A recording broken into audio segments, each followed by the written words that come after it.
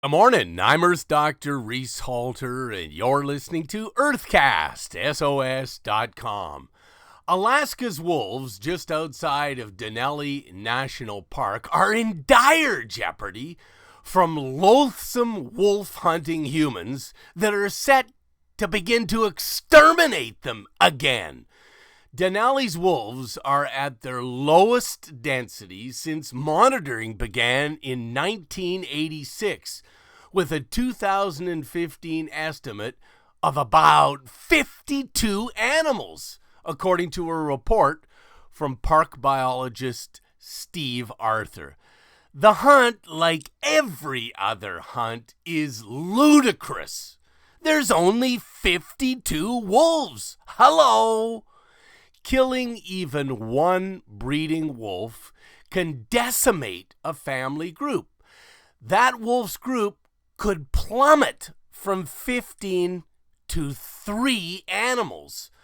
More than 230,000 people from all 50 states and 100 countries have signed an online petition to stop the park and its ruthless corridor hunts.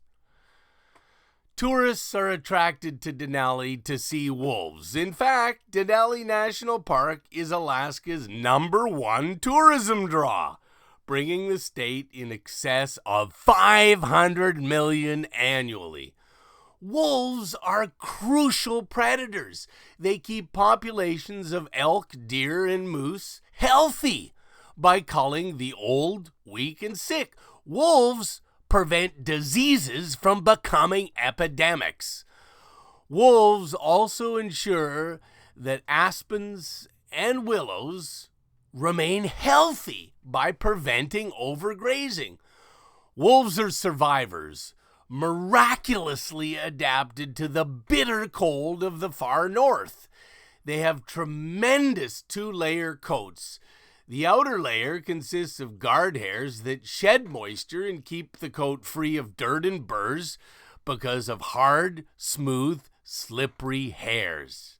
Their thick underfur contains an oily substance similar to sheep's lanolin, helping make it impermeable to cold temperatures.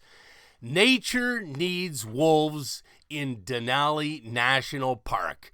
It's time that Governor Bill Walker step in and protect the doctors of Denali, the wolves.